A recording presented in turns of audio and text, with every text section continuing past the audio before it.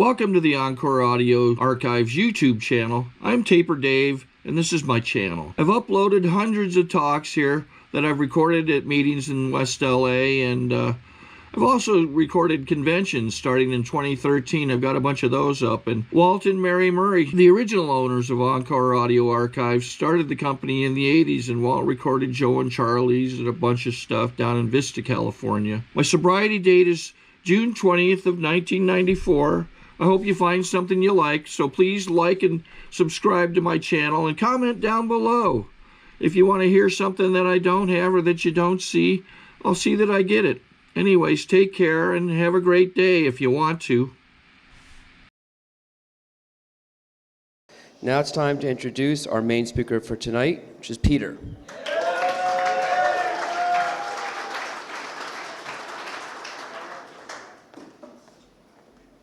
Peter, I'm an alcoholic. Thanks, John, for inviting me to come out and speak. And thank you, Billy. I could have listened to you all night. I could have. I'm a high drama freak. I love high drama. What can I tell you? And you actually gave me a subject for the night.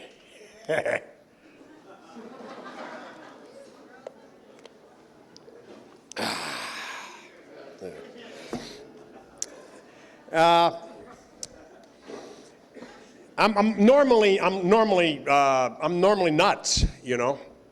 Normally, that's kind of like normal. But my wife had to go to Puerto Rico this week to take care of her mom, and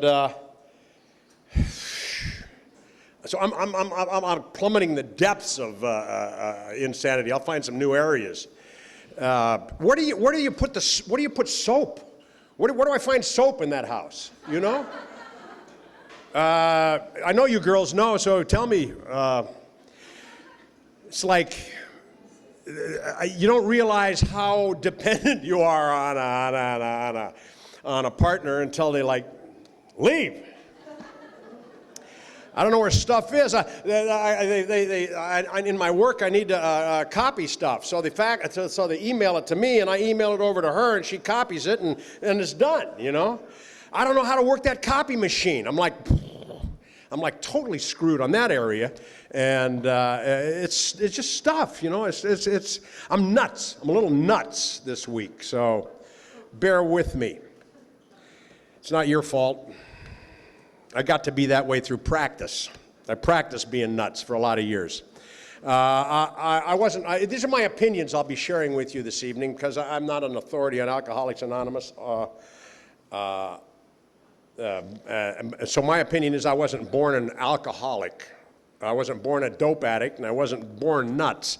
But I got to be all three of them through practice. I practiced them really hard for as long as I could.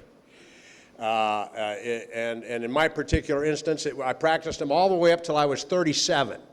And I'm an obsessive compulsive pork. You know, I always have been very, whatever I did, I overdid it. You know, if you offered me one and I took three, and if one was good, three's got to be great. And that was just kind of the thinking I had. I grew up in a family. I was born in Hollywood. I grew up down in Newport Beach. My parents were school teachers. They had 5 kids: Pat, Pete, Pug, Peg, and Pam. And both my parents died in sobriety while I was in sobriety, and I took care of both of them. And man, you know, you need sobriety to deal with shit that's going to come on later on in life. You just do.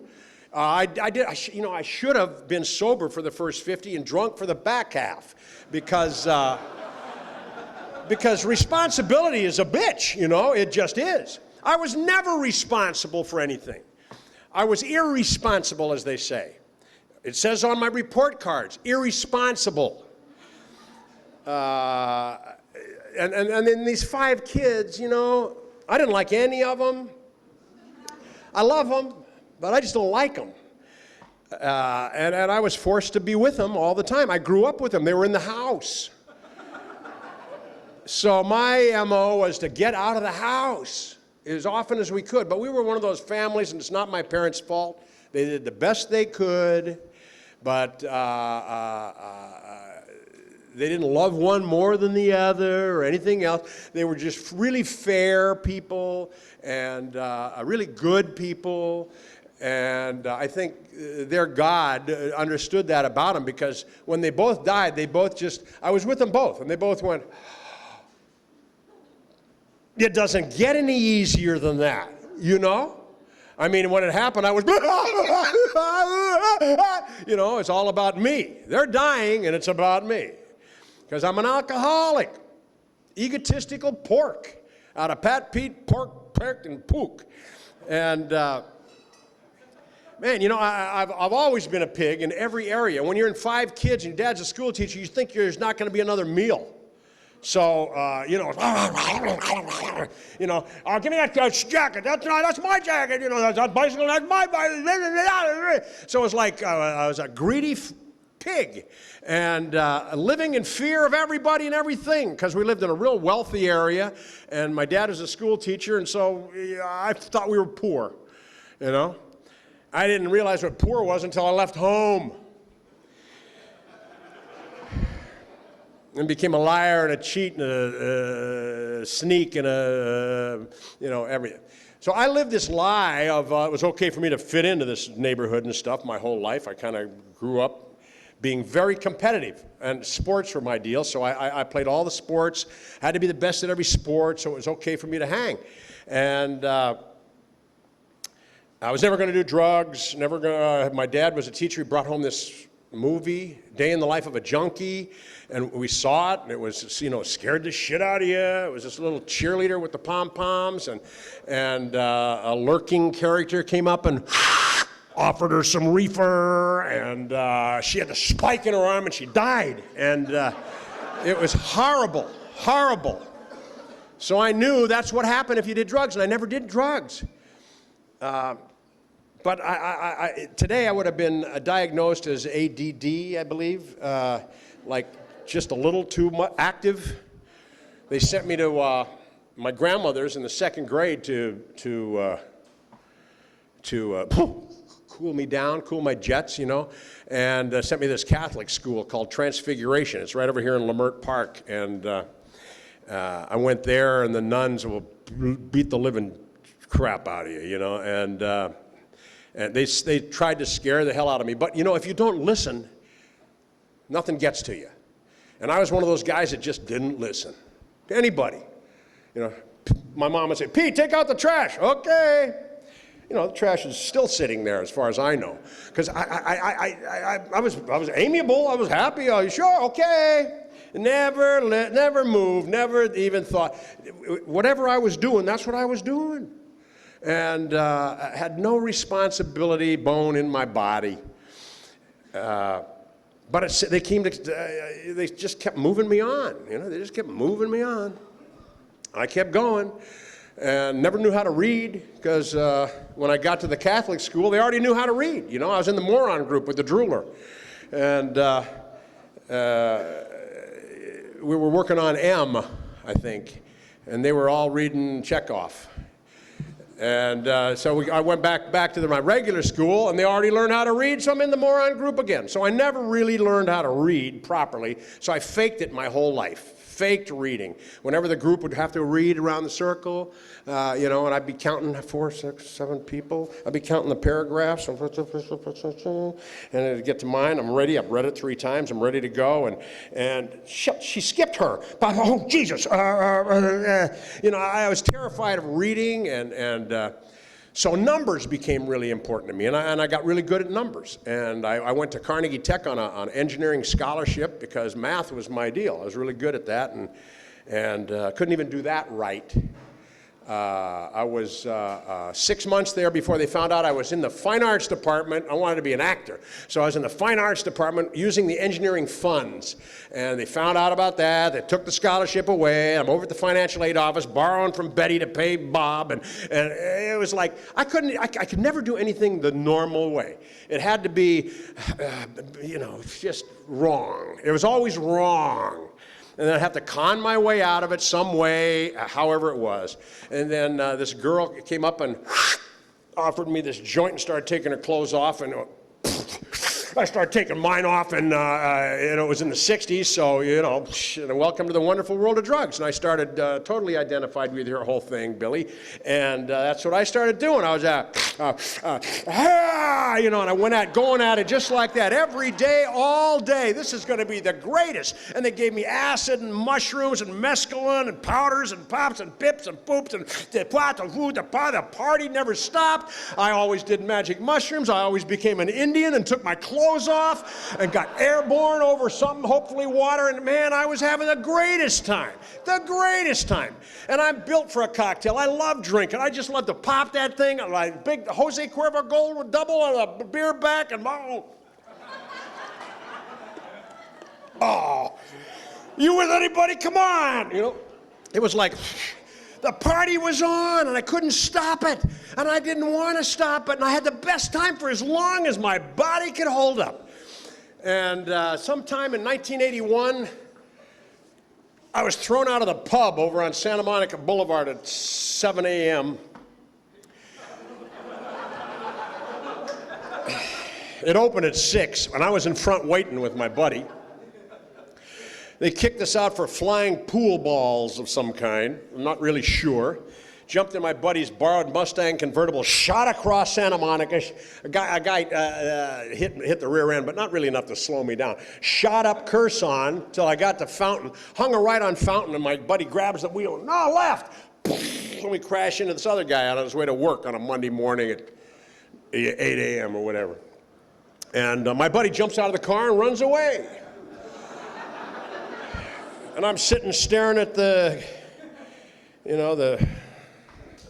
worker bee on his way to work, and I go over to check on him. The hoods are up, the fluids are running, and how come you're not over here asking me for my license? I says, I think both of my ankles are broken. Both of your ankles? Well, you'd say right there, I'll take care of this. That's the way I kind of was. Oh, don't worry about it, I'll take care of it. Oh, you can't pay your rent? Here, take my money. Oh, I'll get it, don't worry about it. Such a people-pleasing pork, I did take care of it. Cops showed up, the ambulance showed up, took him to the hospital, took me to jail. I took care of everything. And at that point in my life, I'd driven everybody away from me. Everyone was afraid of Petey, They didn't want anything to do with Petey. Not Patty, not Pootie, not Peggy, not Puggy, not Pammy, none of them.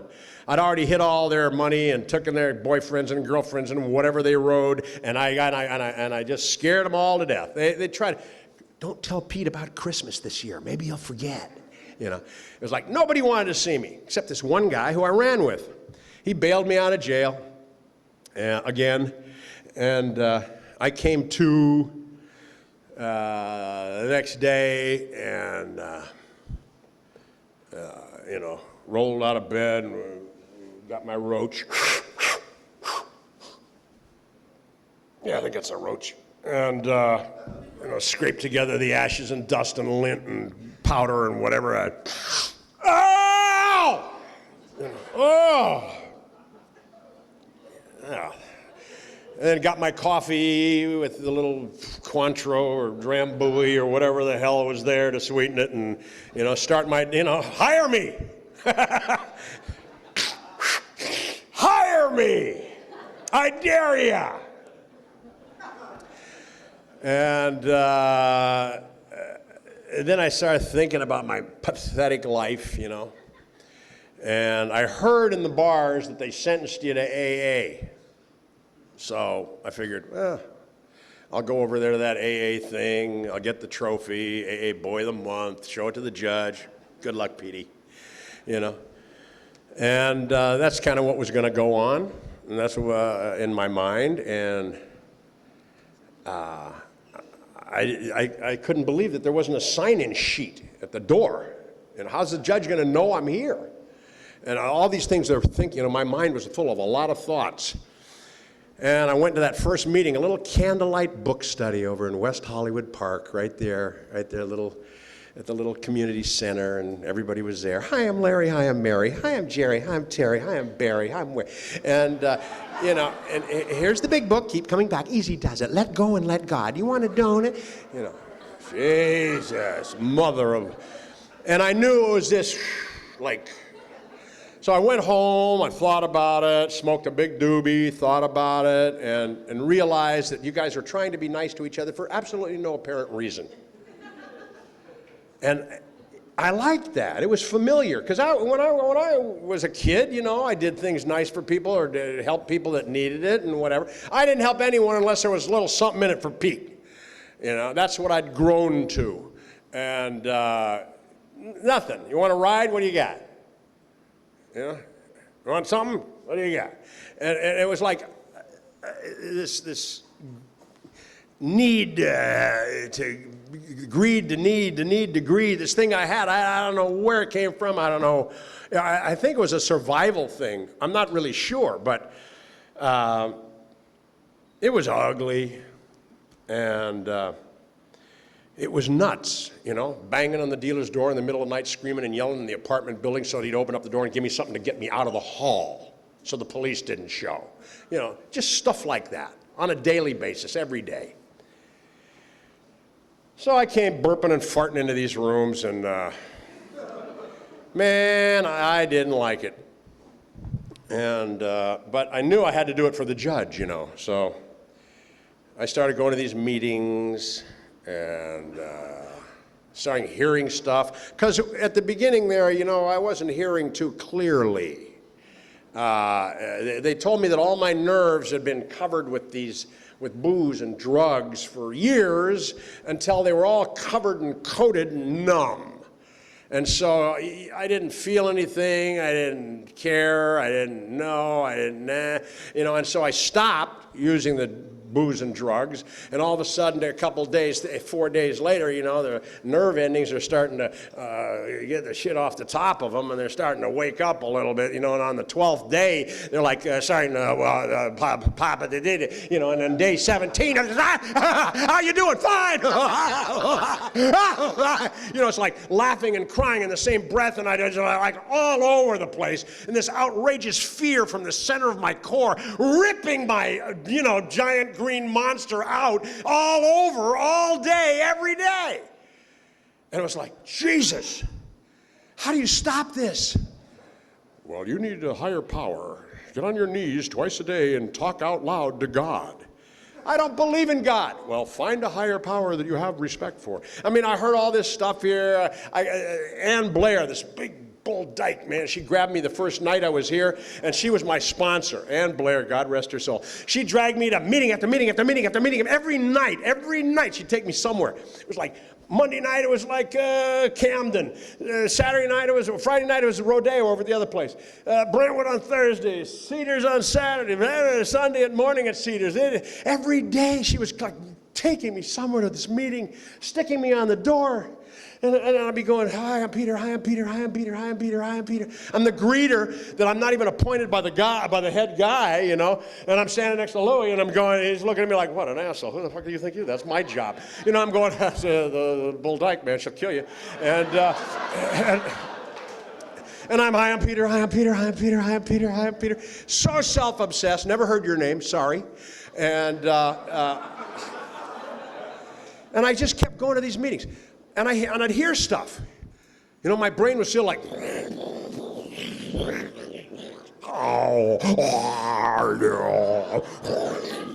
I'd be sitting there, and a guy would say, if you don't drink, you won't get drunk. And that thought would be banging off my earlobes for the next hour, and I'd walk out of there and go, God, did you hear that guy? What a brilliant guy. If you don't drink, you won't get drunk. I'd tell that to somebody, you know, they look at me like, really, good luck. You know? And, and to tell you the truth, that was a shockingly new idea to me. Because they never, I don't know about you, but they never taught it to me in health class, you know. My problem was, I'm only going in for one, you know, just one. Let me have just one. All right, I got to get home, you know, stuff happening, I got only one. Oh, maybe another. And I start banging them down. And the next thing you know, screw your sister, you know, or whatever, you know. And it was like all stuff stopped. I had no, every time I drank, I got drunk. My problem was every time I drank, I got drunk. And this guy says if you don't drink, you won't get drunk. What a genius. And so I said, well, maybe I should listen up a little more. And then he said this other thing I heard on the second night at Brentwood. I skipped a Wednesday night. I went from the Tuesday night book study, skipped Wednesday because I was busy. Ooh, a lot of stuff going on. And I went Thursday night to Brentwood where Alan J., God rest his soul, he's over. He was I don't know, God rest his soul, maybe he's alive. He was a banker. Sorry, Alan. Good luck to you, baby. Never saw the guy again. Never forget his name, though. Alan J. from Pasadena, banker. He used to plan his drunks in his garage. He'd drink in his garage, and he'd get all the stuff at the party store. I don't even know where a party store is. You got to be like in Connecticut to have one of those, don't you? Anyway, you go to the party store, and you get his stuff and put it in the garage and plan his drinking. There's no planning and drinking. I don't know. I'm not the way I drank anyway. You can't plan that stuff. It's inspirational. You just got to go with the flow. So, he totally impressed me that he could actually plan his attacks on the bottle. And I never attacked the bottle. The bottle always attacked me. Anyway, he said, you can't stay sober unless you believe in God. In fact, you got to talk to God out loud twice a day on your knees. What an order. I can't go through with it. That one blew me away. That one is like, he can't be serious. And then I heard this guy say, and I know this wasn't the truth, but this is why in New York they call it mucus. And I don't know what it's called out here, but it's like half mucus, half focus. To me, it's like this. Ooh. And now I'm listening. I'm in mucus, and I hear this guy say, in Argentina, after 5 years of sobriety, you can drink like a gentleman. I know he didn't say that, but that's what I heard. Okay. And for the next week, I'm so self-obsessed with, I gotta get to Argentina. I gotta get to Argentina. I gotta get down there because should I get 5 years here and then go to Argentina and then I can drink like a gentleman? How will they know I got 5 years? I gotta scrape up enough money to get to Argentina now so they know me for 5 years I can drink like a gentleman. And I mean, this is one sick puppy. I'm listening to myself. I'm having conversations with myself and fights. And never been to Argentina. I know it's not a rule. But that's the way I heard it. So, you may want to check with somebody to see, like a sponsor, if that's really the truth. Can't be. Man, I was going to tell you about this new project I'm working on, but I'll tell you about it later. It's so much fun. I'll tell you about it anyway. I got to come back to God in a minute, but only because that flash thought came in there, so I got to tell you. So, before my wife leaves for Puerto Rico, she sees in the backyard that these two chaise lounges are falling apart because they're made out of steel or something, and they've been rusted there for I'm 27 years sober, so they've been there for 26 years maybe, and the rot and the rain and the water and the whatever, the rot and the rust and the thing, and the gardener pulling it and whatever, and me yanking it and moving it and botting it. They collapsed like last week. And the mattresses are still cool. I think we had a few of those, but they collapsed. And so I said, well, don't you think, I need to sit down there and bask and read. I learned how to read, by the way. And so I'm looking it up on the internet, all the different places that have these chaise lounges, and this time we're going to make it out of wood, because I'm a wood freak. I love wood. I love working with wood. I learned how to do it on sobriety. Cocaine dealer had all my furniture, so I learned how to make furniture. And I love making stuff with wood. And so I'm thinking, she wants them out of wood. Fine. There's one for $900 for a chaise lounge out of wood. I'm going, that's two of them. That's $1,800. I'll make them. I don't know if you've ever made any chaise lounges, but I'm like halfway finished with two of them.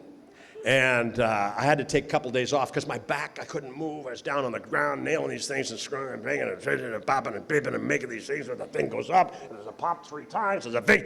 And man, they are the hardest things in the world to make, chaise lounges. Go out and buy them. I swear to God, I'll loan you the money. Go buy the chaise lounges. But I got to finish them because, you know, it's a surprise when she gets back, and I'm an obsessive, compulsive pork alcoholic. So I will finish these goddamn chaise lounges. Come on over and visit in a month when they're done.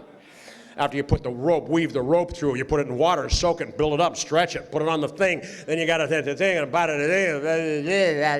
The drills have to be, the holes have to line up. I mean, it's pathetic. So she's going to be surprised when she gets home to see these two things. Probably be piles of sticks in the backyard, but who knows. Anyway, God will help me. It's my little segue. So I didn't believe in God because I was an altar boy. And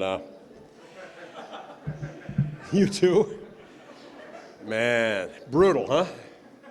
No, sit on your knees all day. See how you like it. God's watching. Man, I hated Catholic school. I hated the Catholics. I hated all about them. Anyway, that's my own problem. But so I picked the ocean for my higher power, and I would, since I didn't have a car, I'd take a bicycle or the bus, or I'd borrow a car, or I'd hitchhike. 27 years ago, you could actually hitchhike. And go to the beach every morning, right after that 7 o'clock log cabin thing, and go out there and get on my knees like a good Catholic. Keep me sober today, I dare you. And that was my morning prayer. And then I'd go back there at sunset at the end of the day, and I'd go, way to go. And that was my evening prayer. And I did that for a while, 30-something days, until I just got tired of going out there. And I heard that you guys were doing it in your bedroom on your knees. I even heard you say that you hid your slippers under the bed, so when you get down on your knees to get your slippers, you're on your knees, go ahead and pray. I didn't have any slippers, but, you know, I like the whole thought process of it. So I said, and it was easier than hitchhiking to the beach twice a day from West Hollywood. So I did it in my room. I'm talking to God, and they said, don't ask for stuff for yourself. You know, and I'm thinking, well, who's looking? You know, you pay the phone bill by Friday at 5, and I'll believe in you. That was a prayer. You know, stuff like that. I asked for stuff for myself.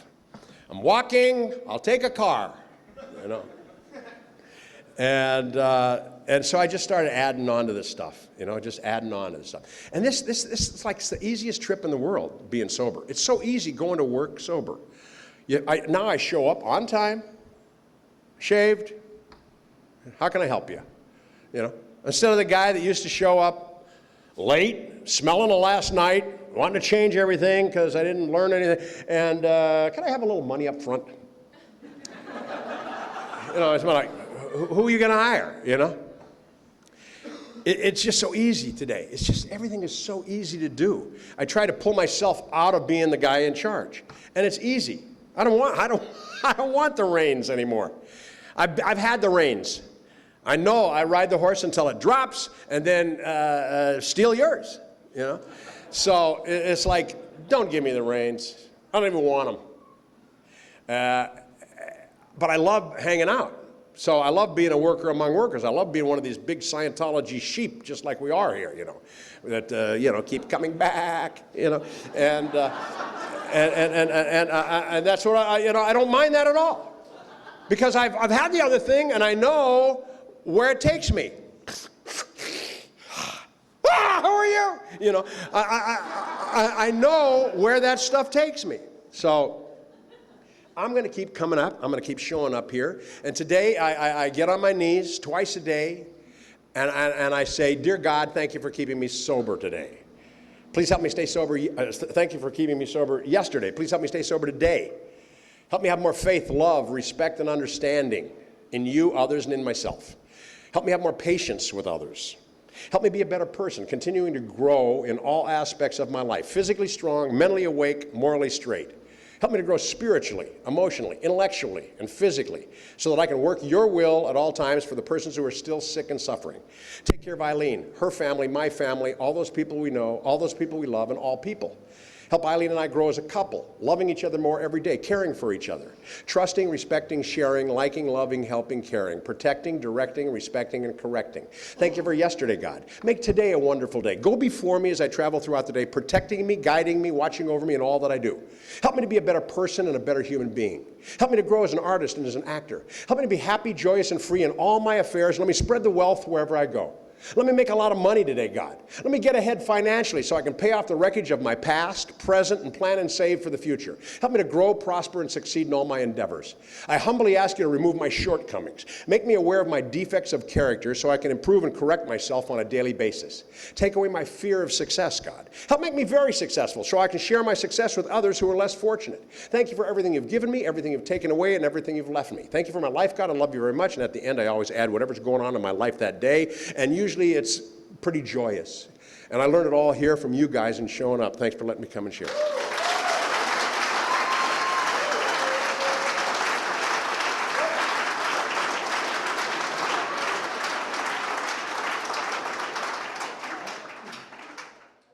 Sorry to interrupt your viewing. Taper Dave here. Just wanted to take a second to ask you to like and subscribe to my channel. And let me know if you like what you're listening. I've got some very good talks here, and this one's a great one. Just curious, do you think this is better than Zoom? Tell me what you think. Okay, this is how I prepare my drone for launching. I like to do it inside the cab of my truck so I'm not standing outside in the weather. To install the joysticks for control, up and down, right and left, powered on. I have an Android phone that I use to connect it to the drone with. And it's actually controlled through the iPhone, through an app. Oops, wrong way. It's actually controlled through the iPhone, or through this Android phone, through the app. It's actually controlled through the Android phone, through an app, and you connect it through this short connection right here.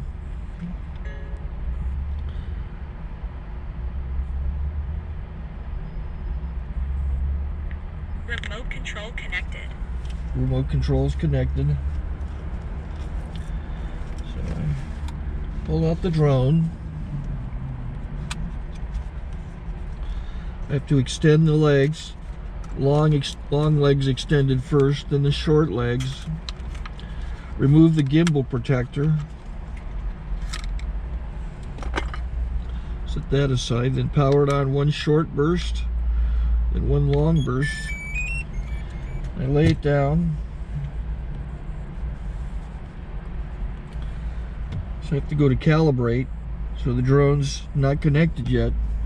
It shows you here as this drone gets disconnected, even though the remote's powered on. So the drone has to establish it's connected.